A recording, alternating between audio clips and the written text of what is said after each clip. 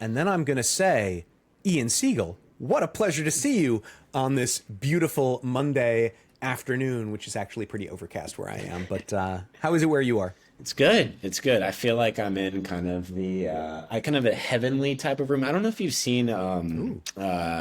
Bruce Almighty. I think Morgan Freeman in this like kind of like purely white room mopping a Oh, floor. is It that where you? kind of Yeah, feel okay. it feels like I'm there. Yeah, yeah, Yeah, exactly. okay, Yeah. right on. Yeah, but no, Right it's on, good. sitting It's on a a cloud. beautiful day in Virginia, so I'm excited to be, excited to embrace the weather. I'm outside all the time these days, so yeah. Outstanding. Oh, yeah, that sounds great. Well, you've been really working at being outside, even when you're inside at work and all that kind of stuff, and you've really gotten, as far as I can tell, really a ton of benefit out of breathing the clean air. And I mean that's as a Northern Californian, right? That's de rigueur, right? Of course, oh, get outside, breathe the clean air. But we're talking about something much more specific in your case, where indoor air really does have some components to it that seem to really affect you acutely and negatively. And per some of your research, I'm just kind of recapping some of the stuff we talked about before, but per some of your research, it's not as uncommon as we might think to have the particular, forgive me if I get the details wrong, but genetic markers that basically cause you to interact with, I guess it's some of the products of fungus in a way that it just kind of causes inflammation and all kinds of observable problems with your cognition once you know what it is you're looking for. Is that a fair? That's it, Wes. You got it. I think, and I realize that I continue to kind of sound like a crazy person and act like a crazy You person. absolutely do. Yeah. And yet at the same time, like, I say that with love. The thing is that, like we were talking about before we pressed record, such a big part of being fully self-actualized in the world, of being brilliant, as we like to shorthand it, is about avoiding the ways in which life tries to make you less than. And I don't mean that in some cosmic, they're out to get you way. I just mean that, like, if you're overworked and you're stressed all the time, that will shrink you, right? If you're not getting enough exercise, that way, boy, listen, the last couple of years, I've been that guy, and I can feel it. It's like I'm not as fully present as I used to be. And in the same way, if there's something like if you have headaches all the time, or if you have constant chronic pain, or in this case, if you have constant inflammation and so on, like it really does take a toll. And being observant of those things, of putting your finger on those things and saying, either I'm going to choose to act on this thing and run some experiments, or I'm going to choose to say, you know what, that's beyond my scope, right? Either way, it beats just saying, oh gosh, that's poor me, and I don't want to be that guy who's like, all of your problems are your fault. That's not what I'm trying to say. But in your case, it's like you had the wherewithal to recognize there was a problem, and you were able to say, okay, how can I spend more of my days in an environment that I know is better for me, right? Yeah. And it's like, oh, well, that's going to take a lot of time and effort and money to do all this stuff. But on the flip side, if I got back that 20% of my sort of internal capacity that I can feel is gone, or whatever the number is, would that trade out? And I think you made the decision of like, yeah, it feels like it would trade out, plus quality of life. Like you can't put a number on that. It's like you feel better, right? Yeah, no, and I for me this and the interesting themes that all this brings up is that some of the like you're talking about stressors that are basically impeding my cognitive function that then impede my ability to learn new things, basically because my brain's too worried about, blank, like whatever blank is some kind of microbe or something that's causing an immune response. And I'm like freaked out, and there's two things that come up for me on this one. One is the thing I just can't let go of is that I'm thinking about evolution and kind of the purpose of the brain. And you're trying to put narration on your experience so that it can feel consistent. yeah. Right? No, well, I have a theory though that might make things simpler. And kind of which is that what if our central nervous system is really just an outgrowth of our immune system? Like our immune system came first. The immune system is how we metabolize small things. And then our brain helps us metabolize in quotes, big things. you know, which inquire a lot of like in these complicated functions that we're able to see, perception, motor function, et cetera, et cetera. But that those functions might even kind of be echoes of what the hell our immune system's doing.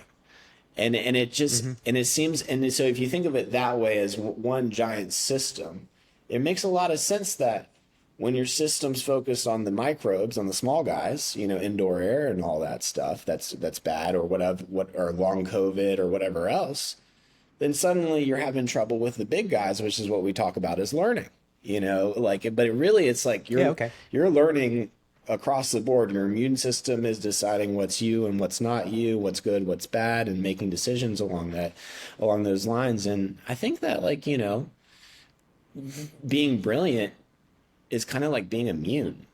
You know, it's like your system isn't having to work to deal with something. It already knows. You're not spending half of your capacity just managing your present. Your full capacity is on whatever it is you're trying to learn or do or think about. Yeah, and it's like your biology, like what the epigenetics frameworks that you came with, you know, you showed up with from your parents, which involved both immune stuff and epigenetic knowledge and blah blah blah, you know, have equipped you to make it so this world's not that hard, you know, that like where you're able to like be like, you know, in school you're like, this is that's that, boop boop boop boop boop, no big deal. Yeah.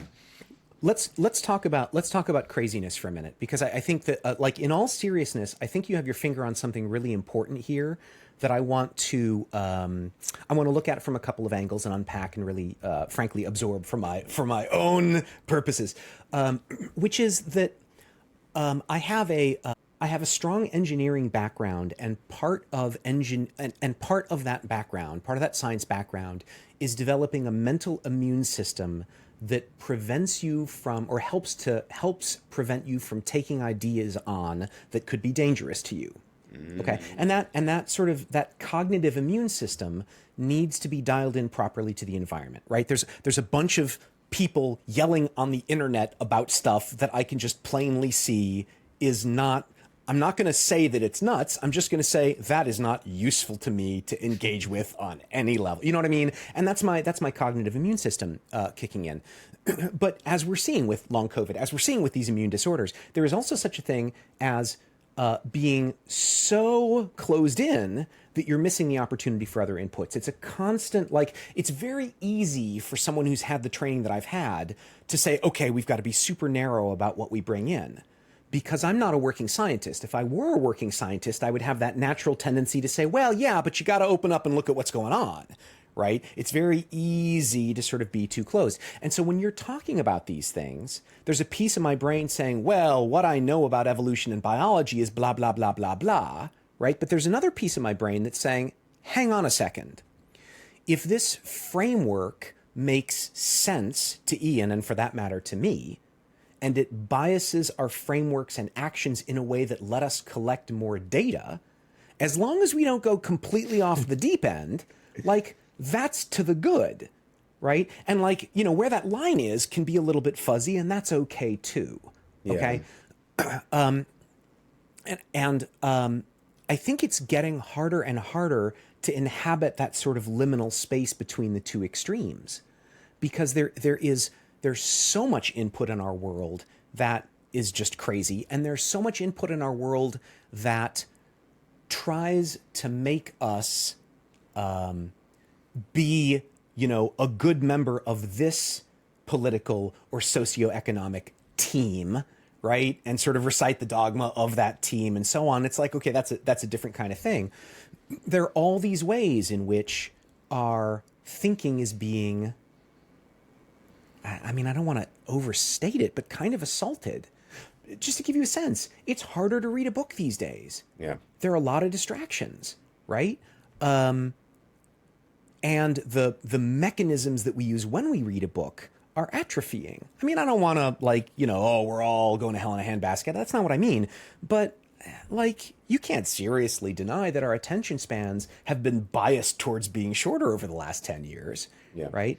And so, as important as it was in certain parts of my life to say, okay, I got to not take on this craziness, it's also important to say, it's important to have that semi-permeable membrane of saying, okay, Ian's had this experience, right? He's in the middle of collecting data. Not only do I want to not turn a blind eye towards it, but I also don't want to get in the way of this process. Right? Yeah. It's like, oh, wow, there's a lot there, right? It requires more attention than we're used to. It's not a fire and forget. It's not a, I figured out how to keep out bad information. The bad information is always evolving like microbes, and our mental immune systems have to be changing all the time too, except that in our case, it's a conscious effort. It's, all right, let me think about what it is that he's saying. And as you're telling me this stuff, it's like, oh, you're developing a framework, as I said, that's enabling you to collect more data. Yeah. And at the end of the day, it's like you're spending more time outside. You're feeling better about it. Do I care if it's a placebo effect? No, I do not, with respect to your own function. But my suspicion is that it's not a placebo effect, that you're onto something that could be beneficial to other people, which is part of what is fueling the effort that you're putting into this, is realizing, oh man, if I'm experiencing this, I'm probably not the only one. And of course, and that resonates with everything that we do in tutoring. It's like I see a kid panic over not knowing the answer, and it's like, my good friend, fellow human, you are not alone in this anxiety. We all feel that from time to time. Like, it's okay, you know. Anyway, I'm sorry for the big monologue. I 100% agree. And I think it's right. There are a lot of forces working against us in terms of being able to think from other people's perspective, and also right, you've said before, that, and and if not that, a little bit short of that is listening in a way where you're trying to prove the other person right before you try to prove them wrong. Like, you try to find, like, how could I be missing something, and figure out what is it, and then you dress them down afterward. But I think it's just, you know, the flip of that is really dangerous for people, because you're basically committing to not learning anything new that's not already in your conscious framework, that doesn't fit into the framework. That's right. Yeah, exactly. That's right. Yeah. Oh, well, I already have a framework that works well for me as far as I can tell. I better not take in any new information because I might upset the apple cart. Like, that's a very natural, unhelpful response. Yeah. Yeah, no, exactly. And yeah, so maybe to make it more real for people, I'll bring up two things that I think are fun. One is just like, I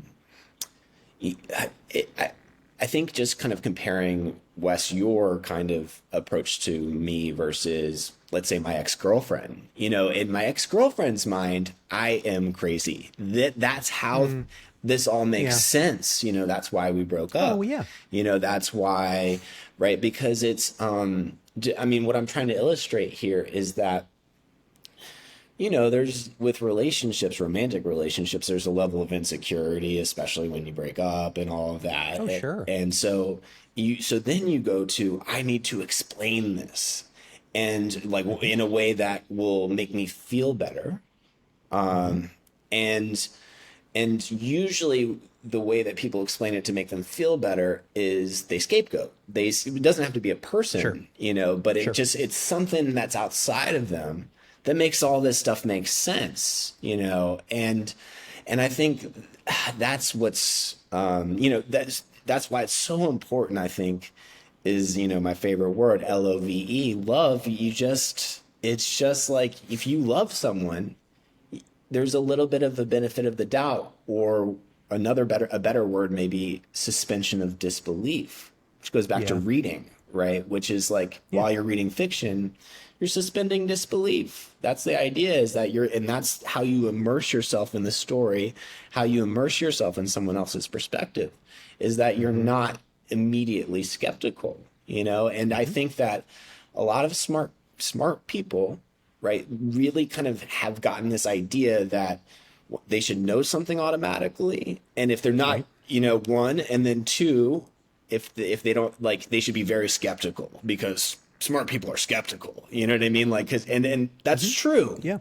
But I think it's just important to say that is not the only piece of it, right? It's that doesn't even, and it doesn't come first. It shouldn't come first, because you won't be able to listen enough to be able to go outside of what you already know to actually bring it in, right? It just won't happen. And, you and I probably see that. I see it all the time with especially bright students, working with them, where it's like, God, it's just hard to get through to them. And again, it's hard to see this for on the outside for like everyone else who's like, wow, that person's so smart. But then it's like, if you're not learning from other people, if you're not seeing the world through other people's eyes, you are drastically impeding the pace at which you can learn, in my opinion, because I think that's different, different angles on the different things. Axiomatic, right? Yeah. Like that would be like going through life and trying to figure all of it out yourself instead of reading books. Yeah. Like what is a book if not like distilled wisdom from another person who spent years of his or her experience trying to give you the gift of like, here's what I found, right? Yeah. Oh my gosh. I swear, it's books are incredible technologies, and a lot of people don't realize that like the modern novel as we know it today is only existed for about 500 years or so. It's hadn't thought of it, but yeah, I guess that's true. So it all started with so this will go into what I know from my English major background. Right on. Is Miguel Cervantes, okay, Don Quixote. Right. Sure. That and so it's playing. When was that? When 14 was that written? something or other. Oh yeah, okay. Yeah. So that was the earliest, but that predates a lot of other ones that come later, often mostly in England and all that. Yep. The whole time Don Quixote, the whole play is at that point, readers are only used to strictly fantasy or strictly history.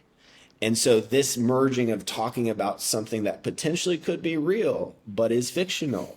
Brand new idea.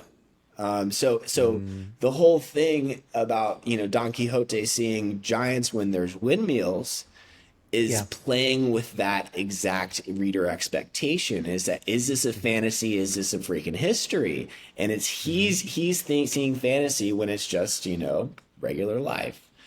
But the point is that like, I think that the novel itself, as far as what I've learned, played a huge role in shifting people's kind of relationship across classes from one of looking down on people and pitying them to seeing them as like, I can walk in your shoes and sympathizing. Pitying being where learning stops because, oh, I'm so, too bad for you, you're a peasant, to hey, I could have been there and I could have been in their shoes. I can see myself because I'm, this is a real story. And so women especially, are reading novels at home during like Victorian age England and all that.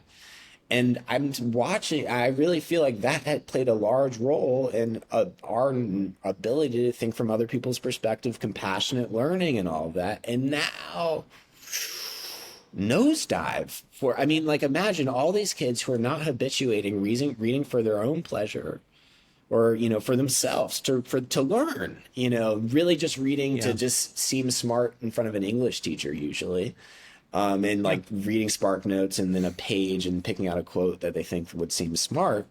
It's just, this has drastic effects on people. What I'm really interested in is the over time-ness of the impact of this, is that not doing it over time, is really detrimental because you really don't have the same frameworks for, just baseline words that, then kind of like ideas, stylistic ways of people communicating and kind of making those all natural.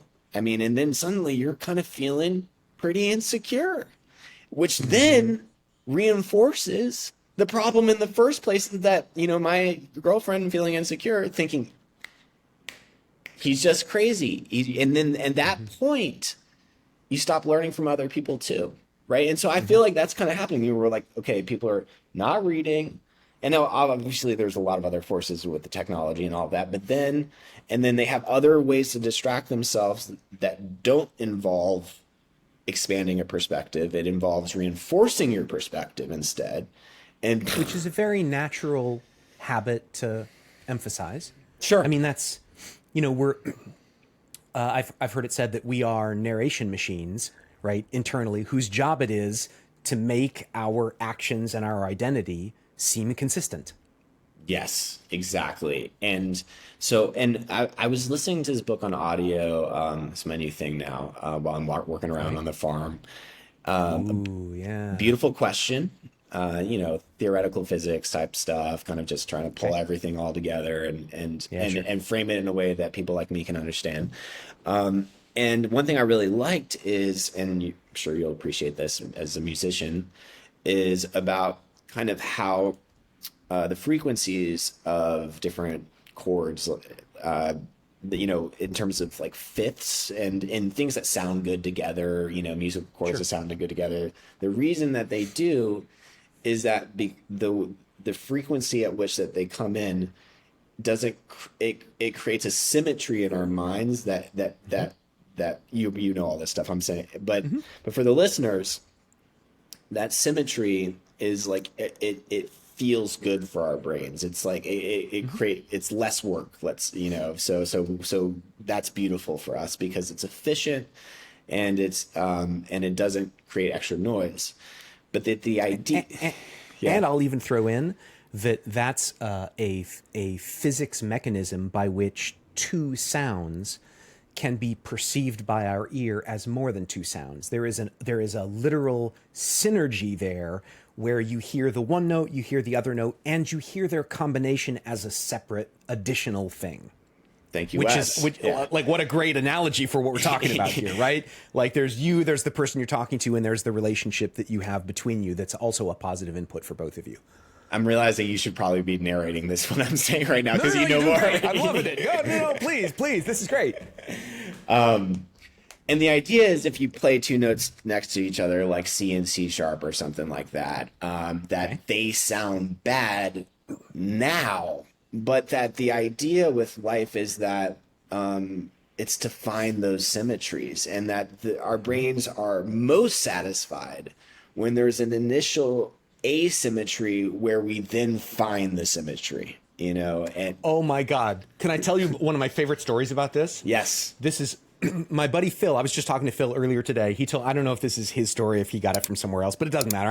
I'm going to credit Phil because in my mind, right, that makes the story more meaningful for me. I'm sure anyway, it doesn't matter. It's the idea that jazz, okay, is sort of in many circles is considered among Western music to be one of the most dissonant or difficult to enjoy styles. I'm sure I'm pissing people off when I say that, but all I mean to say Yes. is it's very complex, Yeah. and it's not just like you hear it once and you immediately see the beauty. You really have to think about it, and you really have to engage with it in a deep way before some of its symmetries become clear to you, right? And I was like, why would you bother with all this? And Phil, who like me went to music school, but he was ahead of me, said it's like this: you go to the ball game with your dad when you're 6, okay, and you have a hot dog, and it's the most wonderful thing ever. It's the most beautiful thing, and you're like, why is he eating a chili cheese dog? This hot dog is perfect, right? And you're 9, and you go to the ball game and you have ketchup and mustard because you like ketchup because you're a 9-year-old and all this kind of stuff, right? Yeah. And then you go to the ball game with your dad when you're 12, and you're like, well, all right, fine, I'll try a little chili. It's not my thing, but I could see how you like it, Yeah. right?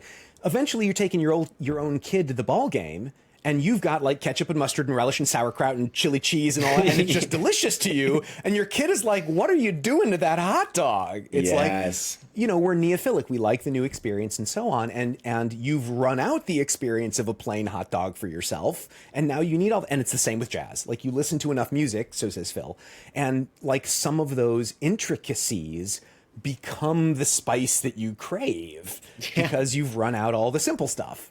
Yeah, it's so good. And I would even say, like, and you can think through this statement, learning is an acquired taste. You know what I mean? Like, it's, Yeah. I mean, Yeah. but like in multiple levels, like the actual act of No, it's learning, totally true. and then within, yeah, exactly. Yeah. The I last really, couple of weeks, I've been people have been saying, "How are you doing?" And I'm like, I'm in the middle of a lot of growth these days. And like they get it, right? It's like, I mean, I signed up for this, but like sometimes you're in the middle of something where it's like, this is not pleasant, but I'm leaning into it because I trust oh it's my going to be God, good. I feel but, the oh same my God. way. Yeah, I'm like, Yeah. wow, slapped around. Yeah, I kind of beat up a little. Exactly. Yeah. It's like, all right, well, Well, okay. So, okay, two more connections that are a little similar. So, one is pulling that connection even tighter, I do find that kids who are very picky eaters are picky about learning too. Picky about learning what they're going to let in. Say more about that. Like, What's a picky learner? Like, what does that feel like? What does that look like? well, I mean, imagine food is part of the outside world and you're like this about letting it come in. So these people, so you don't like green beans, you really don't like math, right? Like if you decide that's something that's not part of my diet, period. And I find that these kids may have those genes that I'm talking about, but it's this sensitivity that makes them want to control. Well, and it's interesting. It's interesting you should say that, right? Because I can see two different interpretations of that offhand that would really cast it in different lights. Number one is, gosh, you're not open to new experiences. You're not willing to take on a little bit of potential discomfort of, oh, I don't like that taste. And yet it might open up a whole new world for you. Like, that's one way of looking at it. The other one is, like, if for the kid that's like eating a habanero pepper, it's like, well, yeah, okay, I don't blame the kid for not wanting to try that. Like, that's 15 minutes of unpleasantness with tears running down. You get to blow your nose, and it's like, it's horrifying, right? And when you say sensitivity, you're pointing out that, like, one man's green bean is another man's habanero pepper, perhaps. It could, yes, right. Right. So exactly, and I think what you're saying exactly spells it out. That one, there's a reason why they can't eat that food. Kind of like, and a lot of times, just to get into the biology of it, or that happens, just so our listeners know, when hormones that control your digestive lining are down. So like food sensitivity skyrockets as hormones that are supposed to make everything okay aren't there as much. So a lot of kids are struggling with that. But it might be like, downstream and more correlated and not just as direct as what I'm saying, but I do notice the correlation. Food sensitivity it's not a constant. It's not like, oh, I'm super sensitive to food. It's more like I'm super sensitive to food today, in this moment, in this experience, that kind of thing. Well, yes, but your hormones aren't going to change a lot unless you do some things about it, in terms of getting in like, for example, there's a reason why your MSH is down, right? Like there are some stressors that are constantly happening that are causing your MSH to be down. Also, people show up in this world with different levels of MSH. So people might be like a little lower already, and then boom, suddenly I can't eat this, that, or the other thing. But I think that, like, putting the sensitivities aside, and if it's just like kind of like I'm stressed, I'm blocking this out, I'm not willing to kind of acquire this taste, basically, or even explore it, maybe like with the idea that maybe I could acquire this taste, is kind of similar to, like, I'm not going to look for symmetries beyond myself, and because it's freaking scary, it hurts and all that, and I keep thinking learning stuff, real learning, is a lot like falling in love. That's the other piece of it. And so I'm thinking the same person. Can't wait for this. The same person. So like, I've literally had conversations with my students about this. Like, so a picky student who, brilliant, goes on official test day, bombs, but gets perfect scores outside of that, basically. This is the person. And she, and I'm talking about, I'm like, look, if like the being a picky eater, the kind of like the self-judgment that she undergoes while taking a test, all this stuff that's like very rigid and all that, I'm like, how are you going to fall in love? I don't like, what are you going to like, like, how are you going to be able to like even pay attention to what's going on with the other person to even know them that well? If you're just like with the outside world so I don't know. I think like in falling in love, I mean, that's a scary freaking process, I think. And it is. Yeah, it's nerve wracking. It's exciting, and it always hurts a little bit. So, Yeah, I don't know. I just think it's all related because I think like if you fall in love with someone or something, I mean, you start memorizing everything about them. They're always top Well, of yeah. mind, and you're also giving them the benefit of the doubt. It's all the things we're talking about that are so Hmm. helpful to like learning and being open to the process is the Hmm. same thing. And that's why I would say that like so many of my students are a reflection of how I was and now I'm finally getting out of it, which is like broken-hearted, brilliant people. And when I say broken-hearted, I don't mean the classic definition of like, oh God, I've been ripped in two and all this stuff, right? I mean more like your heart doesn't work, meaning you don't even Mm. feel You're not bad. connected. You're numb. You know what I mean? It's broken. Like it's not Yeah, yeah, yeah, working. Like it's a good yeah. sign that if like you break up with your significant other, then you feel like completely torn apart. Like that's how it should be. And that, Yeah. and if it's not, like, holy cow, are you okay? Like, Right. and I think that's the piece that I think it's this kind of blase, but it's this Sure. skepticism, this I'm not trusting people, and then it's like that's so lonely, and it's Yeah. so hard. And I think then that the loneliness is just everything just starts It compounds. compounding, and I'm Yeah. like, I feel so bad for these kids because I think it's just like when people think about brilliant kids, I don't think it's mostly like, oh, everything's easy for you. It's like, no, it's it's very challenging. And for me, I've noticed the more I learn, which causes me to behave in where I'm building a house out of basically sandbags, and dirt because I'm like, I swear I'm not And crazy, like by the way, I've seen the pictures. It looks pretty badass to me. it's gonna turn it. I mean, once it's all plastered and all that, it's gonna look like a Yeah, of course. verified, a real Hobbit hut, like so. Yeah, totally. And so like I'm thinking like, wow, this is great because I don't have to worry about mold in here at all because there's hardly any wood, it's all the soil is constantly kind of letting moisture breathe through the walls, which never I happens, see. and it keeps things dry, blah blah blah.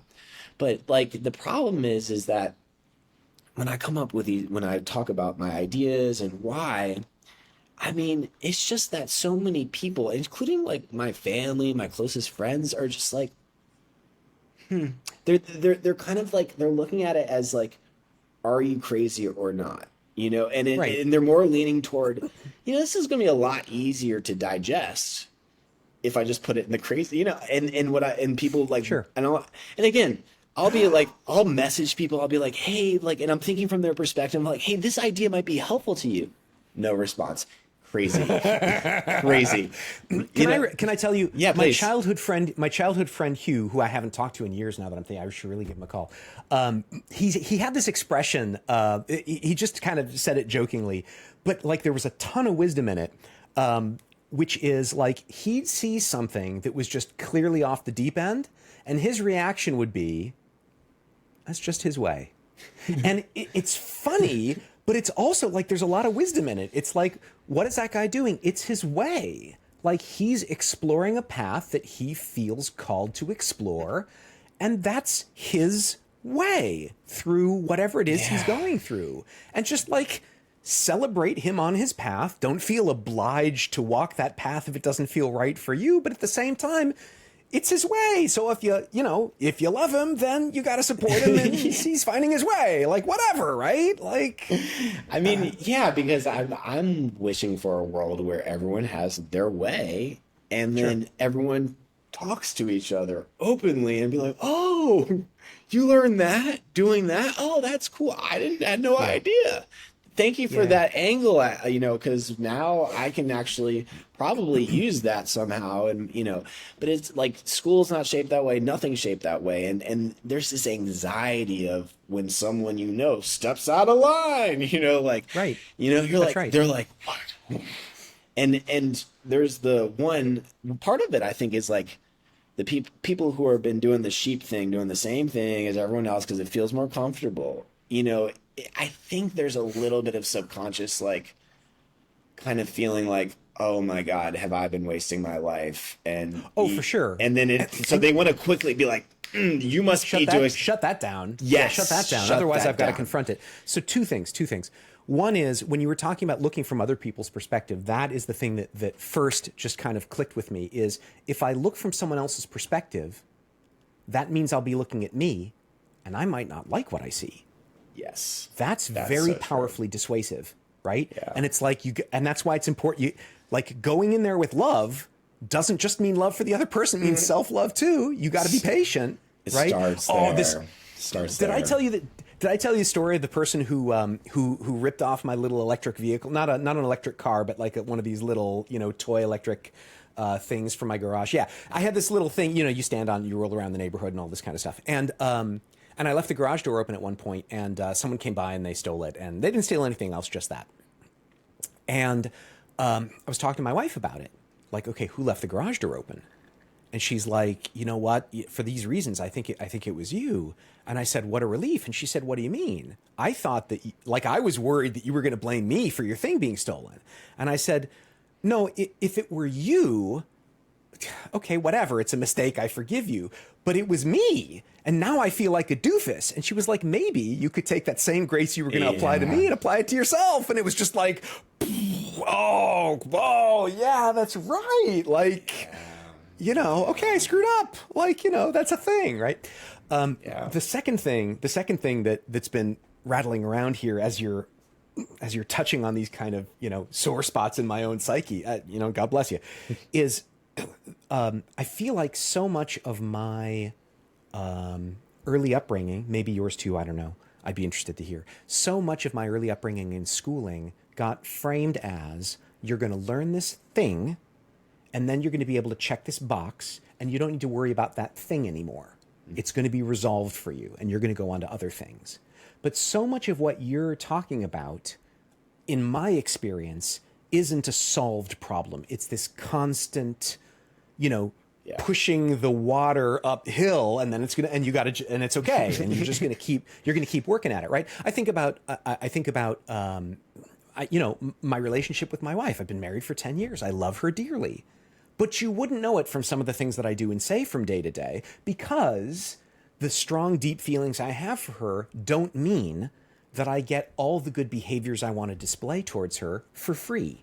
It continues to be something where it's like, okay, I gotta kind of reach inside and remember who the heck I'm talking to here. Like, I got to check myself, right? Because I'm flustered with this other thing and I'm upset because of this and I'm rushed because of that. And I'm, all this stuff, like that doesn't turn off. Yeah. Right. Yeah. And it's like, oh, here's the guy I want to be. And then I go, and I talk to my wife and I'm like, wait a minute, where did the guy I wanted to be go? I was just some other guy. You know what I mean? Yeah.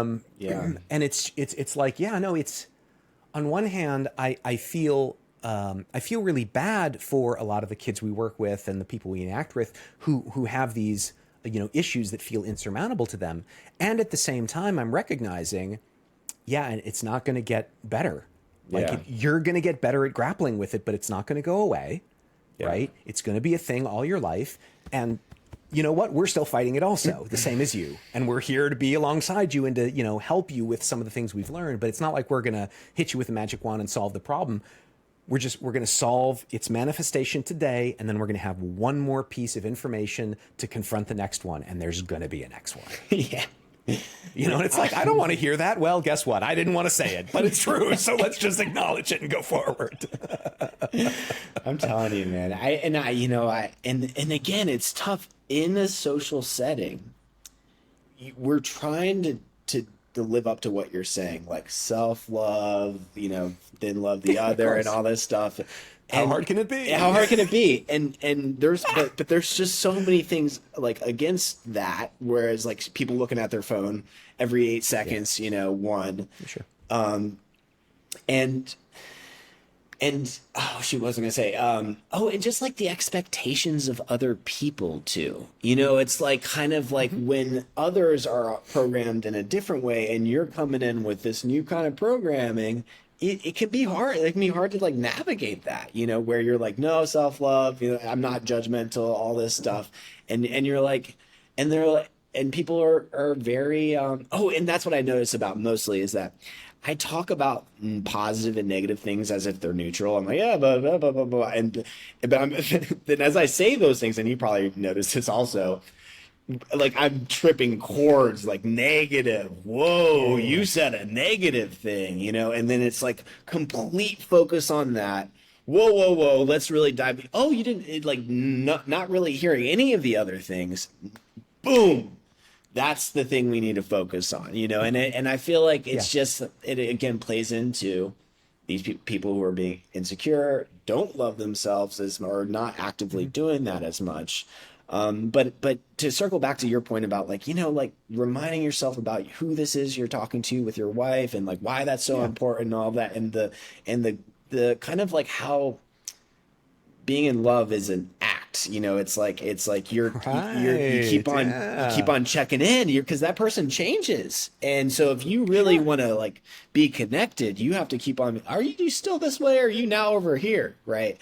And I think like, that kind of the development either in relationships and the personal development and like that's what we should be focusing on and using everything else kind of as like to help that, you know, but it's just so challenging because like for example, I mean, and I say this advice for the SAT where I'm like, look, it's the whole test, it's not any one problem. So if you see something that's you get stuck, skip, move, you know, let your subconscious do some work, move around, figure some shit out, you know, find something easier. And then, but kids are like, because they're in that kind of, I'm supposed to get this done and forget about this question, then that reflects badly on me. And that's not that's not the script in my head. And exactly. Like, well, yeah, exactly. Yeah. And is that, and what you're saying about if I check this box, then it's gone, then I don't have to worry about it anymore. Right. And it's like, I think they're like, I can't do that. Like, I need to be able to check and put away so that I don't worry anymore about it. And that's a really good insight. Yeah. You know what I mean? Like, and it's just like, maybe we don't have to worry about it. You know what I mean? Like, it's just like, this is a fun challenge kind of thing. And I think I've said this before, but like, imagine me on the farm having like probably 10 projects and doing a little bit of them at a time. And then my family comes in, they're like, what the fuck did you do here, Ian? This is a royal mess. You know what I mean? Yeah. And I'm like, no, but like, this is good for me. This is me. I'm growing. That's about me. And these things are going to get done. Don't worry, you know, but like, but this is helping me learn way faster because if I get stuck, I'm back. And so I think it's challenging because then people judge the person who's in the learning state because it's messy. You're like, wow, you're messy. You know, it's like, and I mean that on multiple levels, messy, you know. We say learning is messy, but that really illustrates one of the ways in which learning is messy. We don't normally associate it that way. And I'm remembering watching a friend of mine clean her house once. And like do a little bit of this and a little bit of this and a little bit of this. And it was making me like squirm. I was uncomfortable, like, you know, being in the house while I'm like, can't you freaking focus on one thing? But like, that's not the appropriate script. Yeah. It's like, you know, she's going through her process. She's doing a thing that makes sense to her on some level. You know, yes, we are very culturally conditioned to think in terms of do a thing, finish it, go to the next thing. And in fact, like even my business coach, like will note that I'm very uncomfortable with open loops by and large. Like I want to finish a thing and move on to the next one. Notwithstanding the fact that like sometimes what you got to do is set it down and go to something else. Yeah. And if that's uncomfortable for you, well, I'm sorry, but like back to the learning is uncomfortable thing. Yeah, exactly. Right. Learning is messy, right? Yeah, it happens on all kinds of levels. Like you're saying, yeah, totally. 100%. 100%. And it's tough. I mean, and imagine all the geniuses, you know, that we think of had issues cognitively at some level, like right, almost everyone. And what that's messy socially because they usually ends up being antisocial behaviors, like whether it's super depressed, bipolar, you know, whatever, autism, which is, you know, you're probably antisocial, right? Like it's it's that those people seem to be the ones who are learning, and yet the tough thing is that will they be accepted, let alone their ideas, because they'll turn around and do something that people don't like. You're not thinking from enough people's perspective. You're not thinking conventionally enough. You're not, and my mother warns me about this. She's like, "Are you like, you could get killed," kind of thing. It's like it's that level of like, are you aware of like the social trappings that you're, jumping over and all this stuff, and it's tough because it's like, yes and no. Sometimes I am. But I also realize that if I paid too close attention to all that stuff, I wouldn't be learning that fast, because there's this kind of like, this is what we know level and it's similar to like this idea of like currency.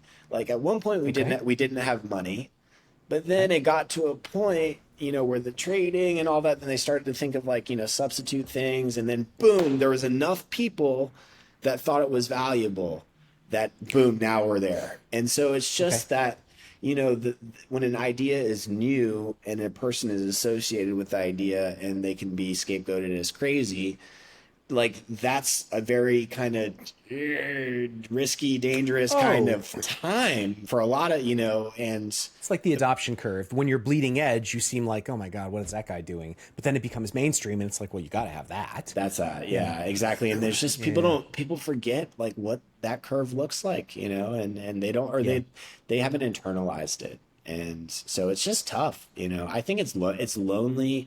I was talking to another CEO of a tutoring company, and he was just like, can we talk more? Because I don't have anyone to talk to. Yeah, no, I hear that for sure. And it reminds me that like, I don't want to comment on the veracity or implications of this, but I've heard any number of times in the popular press that CEOs of Fortune 500 companies tend towards psychopathy. Okay. Right. That there's like that. And the message there isn't that they're bad people or whatever. The message is that there are certain aspects of our system that require people to be in certain positions, that require that the people in certain positions behave in certain ways that overlap a lot with things that we would consider antisocial in other, like the level of aggression you need to display if you're running a Fortune 500 company. You have to answer to your shareholders and all this kind of stuff. It's like no sane person could do it as well as someone who is a little bit, removed from some of those. Yeah. And it occurs to me, you're talking about sort of a flip side of that coin. I'm thinking about like Buddhist monks and stuff. More down to earth example, Derek Sivers. Yeah. Really interesting fellow for sure. And one of his favorite parables, or so he says on his blog, is I think it's just called "We'll See," right? Where like his son is riding the horse, and the horse throws him, and the kid's leg is broken, and the neighbors are like, "Oh my God, you must be so upset." And he's like, well, we'll see. And then the next week there's a draft and they round up all the young people in the neighborhood to go off to fight a war. But the kid can't go because he got, oh, you must be so relieved. And it's like, well, we'll see. It's like, you don't know, what's. Yeah. And okay. And tying that to cleaning a house really quick. Okay. Yeah, sure. Is your friend, she was cleaning the house, not a specific room. The big idea was the whole house. Right. So the way that she did it is not necessary, doesn't have to be like this room, that room, in a way that's conventionally that makes sense. And I think it's similar to, living a life. It's like, we're trying to piecemeal it, chunk it into these things, but it's like, no, I'm living my life, so it's about me like learning what I've come here to learn. And so I don't really know if this is the lesson that I'm really focusing on right now, or if this is part of a greater lesson, because there's going to be a draft next week. It's not, the whole lesson wasn't that I should be more careful with horses. It's something completely different, So when I come to you and I say, listen, my kid is getting a 1470 on the SAT and really needs to go to Princeton in order that XYZ thing can happen. It's like, on one hand, it's like, okay, I get the script that you're running in your head and you're not wrong to plan ahead. And like, there's a bunch of great stuff about that. And neither of us knows whether that script is going to play out, and there's a bunch of variables that we're not even thinking about. And like, by the way, who is this kid that we're talking about? Like, are we talking about your kid? Are we talking about you? Like, what's there's a bunch of I'm just throwing that in because obviously just to unpack that a little bit for listeners, right? It's very common knowledge among us tutors, right, that it's very easy for parents to conflate their own desires with their desires for their kids. And I mean, it's not like that's a big secret or whatever. And I think we're all very gentle about it because, we've all been there where, we get it, but when you're in the middle of this high pressure thing, you can totally see those dynamics playing out and you're like, okay, my job is just to kind of lower the temperature in this dynamic and make sure that some good things happen. But I swear, like that right there is such a great example of what I'm now conceiving of as our conception of home. So like home. Yeah. Like, right. So like, okay. And so kind of like, so like imagine home isn't just a place, but it's a state of being, it's kind of where like your mind is not stressed in a major way, but it's kind of like, I feel comfortable. I feel like myself. I feel like I know myself. I don't feel, I don't feel in any way kind of pushed in some way. I feel comfortable. This is home, right? And I think that like when people are stressed, the way that they kind of consider what home is or what their identity is they start to think of very superficial things to say like, oh, okay, I went to, Wes Carroll, I went to MIT and this and this and that and that. And I have I have a big house, a beautiful wife, and check all these boxes. And people find themselves really focused on those things when they're not happy, is what it is. And so it's like, for sure. And it's like, which is, I don't want to say it like, but on the phone with a client, I'm like, hey, are you guys happy? Kind of thing. I mean, it's an important question, but the thing is, and I'm the one who will ask that question, but it's just, there's so much, I don't know. It's just, that's a hard one. It's just like, it's like, I don't know. It's just so sad. And it's so like touchy at the same time because it's like, hey, like, from human to human, isn't an important conversation to have? It's like, hey, are you happy? And like, let's talk about it and see what's going on. And but like, well, you don't think I'm happy? I don't know. It's a minefield. Yeah. But one of the things that you're really illustrating is that, sure, you can become more capable cognitively and all this kind of stuff, but in normal day-to-day life, like, your sort of your mental horsepower is your mental horsepower. Your brilliance is your brilliance, let's just say. Sure, it can be changed, but wisdom, I feel like that's more the kind of thing where you are as wise as you are behaving in this moment. Yeah. It's not like he is wise. It's like he is being wise in this moment. And yeah, that guy is wise a lot. And so, okay, I'll put that label on him. But like, there's so much of what you're saying that really resonates for me as like, yes, these choices are not always easy, but in fact, they are usually quite difficult, but they are always present. You can always take a step back and say, wait a minute, I'm going to engage with this situation in a different way. I'm going to put a different frame on this. I'm going to listen to this guy asking whether I'm happy, and I'm going to assume that he's coming from a good place. Right there. And the reason why I think people don't assume that I'm coming from a good place is because they're not coming from a good place all the time. So people project. They're on defense. Yeah. So they're projecting.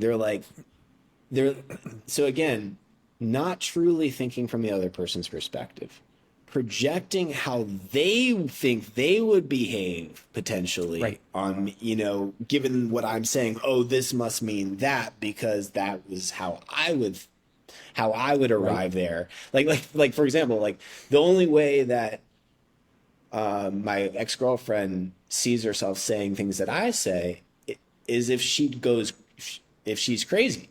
You know what I mean? Like, that's how, like, she's like, that's how I can make sense of this, is because I would only say these things if I went completely ape shit, basically. Nuts. Yeah, nuts. Yeah, totally. Yeah.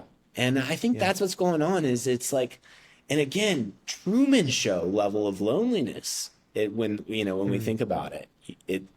And I'm telling you, a lot of smart kids, when I really ask pointed questions, they kind of feel like it's the Truman Show. They really do. That, like, it's like that. And just so people know what that means, is just Jim Carrey movie. He's in a show where he doesn't know he's in a show, but it's like he's the only actual person, and everyone else is acting to support. Everyone's acting, so it's kind of like, the idea with that is that in life, it's basically you can never know anybody else really, and everyone else is could easily just be, programmed robots. Who knows? You don't know, kind of thing, and you're the only one who's real, kind of thing. That's yeah. And not only is that a rich philosophical field to mine, for sure. I think that in the case of the kinds of kids that we routinely work with, right, it takes on a special poignance because they see evidence that they're different from most of the people around them, right? I mean, we're all unique for sure, but like, okay, if you want to make someone's life tough, right, put them in a situation where you're telling them that doing well at this activity, aka school, is very important, and then have them be unusually good or bad at this thing, right? That's a rough thing. It's like, we both know as adults, like, okay, school's a piece of it, whatever. Like, it's just a piece of life. Yeah. But, when you're 10, it's like, that's what you do all day. Yeah. Yeah. Unfortunately. Well, yeah. I mean, yeah.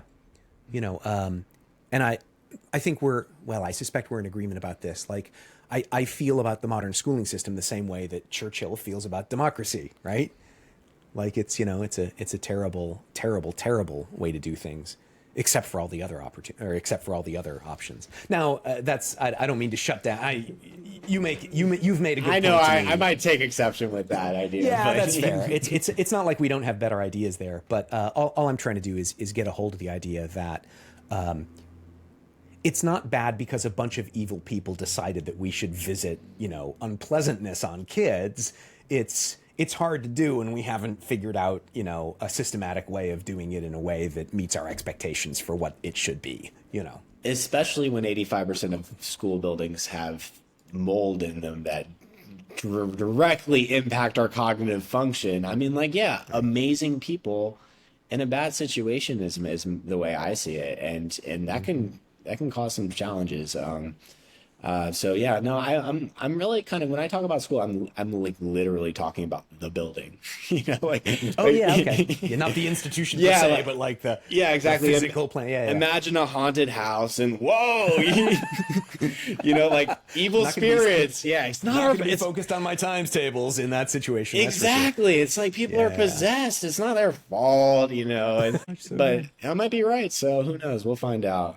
But I appreciate the openness, Wes, and I appreciate how we can continue to like build off of each other's perspectives, and I hope we can likewise set an example for other people, because I'm looking for more friends. I mean, Wes is good friend, but I think the more I find other people are really embracing this, I feel so much closer to people. And I think that's the thing I've been ignoring all along, kind of using relationships to meet ends rather than using other things to enhance relationships. And I think like it's like kind of loving to learn, learning to love. What I realize is that if you learn more, you can love better, because you can understand better, you can know more, and you can see more to love, And so I always thought, love is the cheat code for learning, but learning is the cheat code for love, is what I'm starting to think about more.